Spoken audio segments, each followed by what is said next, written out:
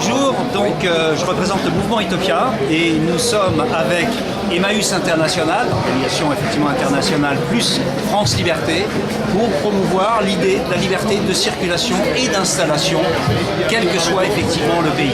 Et pour cela, nous avons un outil qui est le projet de passeport de citoyenneté universelle. Nous présentons donc cet après-midi dans l'amphithéâtre ce projet. Le but, c'est effectivement que certains États, au début, se mettent sur cette citoyenneté universelle et que ça s'étende de manière à promouvoir l'idée de circulation et d'installation, effectivement, dans tous les pays. Il n'y a pas de raison que la marchandise et les capitaux puissent circuler librement, mais qu'en revanche, les hommes ne puissent pas circuler librement et s'installer. Le droit à la mobilité et à l'installation doit être un droit fondamental. Il doit être respecté absolument par tous les États. Nous sommes conscients que c'est le début d'un processus. Ça va peut-être prendre un peu de temps.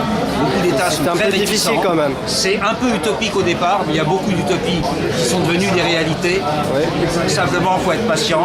Il faut que la société civile se mobilise. Nous faisons un appel à d'autres associations pour rejoindre les 3 associations qui sont au départ, de manière à ce que ça s'étende et qu'il y ait une pression de la société civile pour les États. Et c'est le but du Forum social mondial. Ce passeport de citoyenneté universelle a été initié au Forum social de Dakar il y a 2 ans et a été officiellement présenté dans les ateliers de convergence. Et donc nous continuons ce travail, nous continuons ce combat avec donc ce Forum social à Tunis. D'accord.